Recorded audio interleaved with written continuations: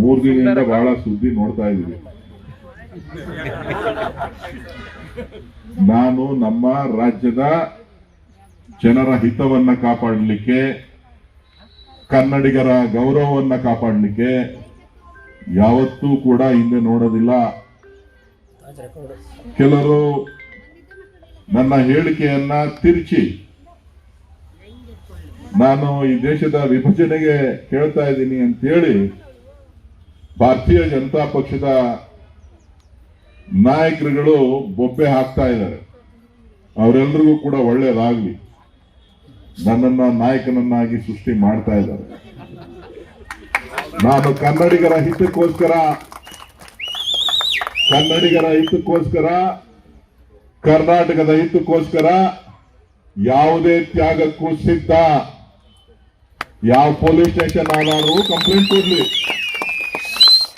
ಯಾವ ಕೋರ್ಟ್ ಅಲ್ಲಿ ಕೇಸ್ ಆದ್ರೂ ಹಾಕ್ಲಿ, ಅದನ್ನ ಎದುರಿಸಲಿಕ್ಕೆ ತಮ್ಮ ಆಶೀರ್ವಾದ ಇದೆ. ಖಂಡಿತ ನಾನು ಎದುರಿಸ್ತೇನೆ ಅಂತಕ್ಕಂಥ ಮಾತನ್ನ ನಾನು ಈ ಸಂದರ್ಭದಲ್ಲಿ ಹೇಳಲಿಕ್ಕೆ ಬಯಸ್ತೇನೆ. ಉಳಿದ ವಿಚಾರಗಳನ್ನ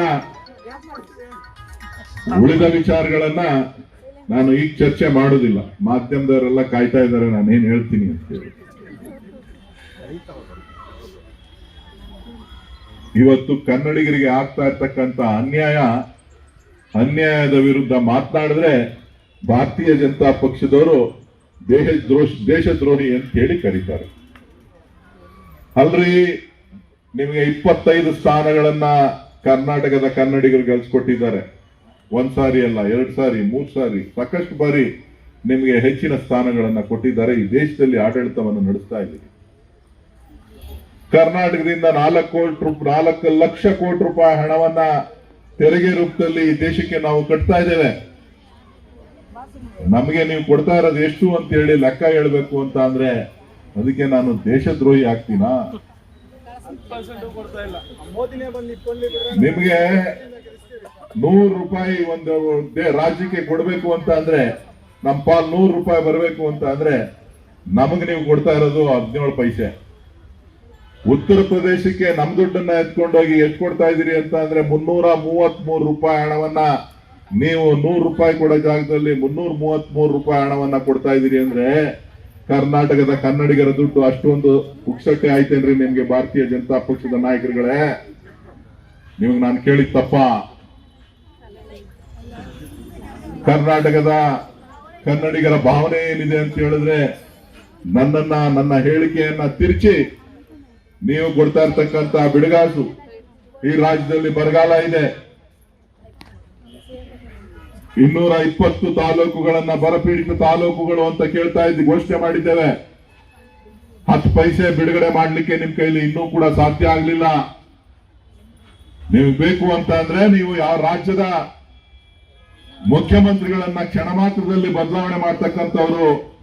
ಕನ್ನಡಿಗರು ಬರದಲ್ಲಿದ್ದಾರೆ, ನೋನಲ್ಲಿದ್ದಾರೆ, ಆ ರೈತರು, ಅವ್ರಿಗೆ ಸಹಾಯ ಮಾಡಬೇಕು ಅಂತ ಅನ್ನಿಸ್ತಿಲ್ವಾ ನಿಮ್ಗೆ? ಮೇಕೆದಾಟು ಯೋಜನೆ ಅನುಷ್ಠಾನ ಮಾಡಿ ಅಂತ ಅಂದ್ರೆ ಖ್ಯಾತೆ ತೆಗಿತೀರಲ್ಲ, ಏನಂತ ಹೇಳ್ಬೇಕು ಇದಕ್ಕೆ ನಾವು? ನಿಮಗೆ ಬೇಕಾದಂತ ಆಡಳಿತವನ್ನ ಯಾವ ಹಂತದಲ್ಲಿ ದುರುಪಯೋಗ ಮಾಡ್ಕೊಳ್ತಾ ಇದ್ದೀರಿ ಅಂತಕ್ಕಂಥದ್ದು ಕಾಶ್ಮೀರದಿಂದ ಕನ್ಯಾಕುಮಾರಿವರೆಗೂ ಗೊತ್ತಿರ್ತಕ್ಕಂಥ ವಿಚಾರ. ನೀವುಗಳು ಇವತ್ತು ನನ್ನನ್ನ ಕೇಸ್ ಹಾಕ್ಬೇಕು, ನನ್ನ ಮೇಲೆ ಅಮಾನತ್ ಮಾಡಬೇಕು, ಎಲ್ಲವನ್ನು ಎದುರಿಸಲಿಕ್ಕೆ ಸಿದ್ಧವಾಗಿದ್ದೇನೆ. ಕರ್ನಾಟಕದ ಕನ್ನಡಿಗರಿಗೋಸ್ಕರ, ಅವರು ಕೊಟ್ಟಿರ್ತಕ್ಕಂಥ ಆಶೀರ್ವಾದಕ್ಕೋಸ್ಕರ ನಾನು ಎಲ್ಲವನ್ನು ಸ್ವೀಕಾರ ಮಾಡಲಿಕ್ಕೆ ಸಿದ್ಧವಾಗಿದ್ದೇನೆ. ನನ್ನ ಹೇಳಿಕೆಯನ್ನ ತಿರ್ಚುವಂತ ಕೆಲಸ ಇವತ್ತಿಂದ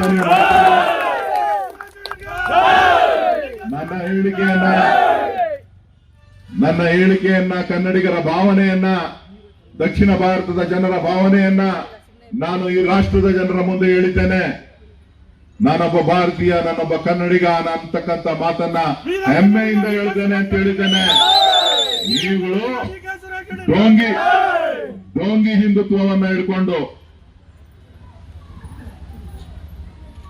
ನಿಮ್ಗೆ ಭಾರತೀಯತೆ ಇಲ್ಲ, ನೀವು ಡೋಂಗಿ ಹಿಂದುತ್ವದ ಹಿಂದೆ ಜನರನ್ನ ನೀವು ಮಾಡಿರ್ತಕ್ಕಂತ ಬಜೆಟ್ ಏನಿದೆ ಮಂಡನೆ ಮಾಡಿದಿರಿ, ಆಗಿರ್ತಕ್ಕಂತ ಅನ್ಯಾಯವನ್ನ ಮರೆಮಾಚಿಕೊಳ್ಳಿಕ್ಕೆ ನನ್ನ ಹೇಳಿಕೆಯನ್ನ ತಿರುಗ್ತಾ ಇದ್ದೀರಿ. ತಿರುಚಿ ಅದಕ್ಕೆ ರಾಜ್ಯದ ಜನ ಉತ್ತರ ಕೊಡ್ತಾರೆ ನಿಮ್ಗೆ ಅಂತಕ್ಕಂಥ ಮಾತನ್ನ ಈ ಸಂದರ್ಭದಲ್ಲಿ ಹೇಳ್ತಾ, ತಮ್ಮೆಲ್ಲರಿಗೂ ಕೂಡ ಅತಿ ಶೀಘ್ರದಲ್ಲೇ ಕಾವೇರಿ ನೀರು ಈ ಭಾಗಕ್ಕೂ ಕೂಡ ಸಿಗ್ತದೆ.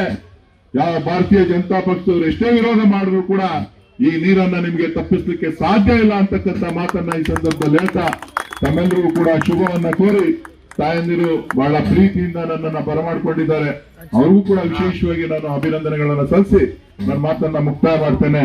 ಜೈ ಹಿಂದ್, ಜೈ ಕರ್ನಾಟಕ ಮಾತು.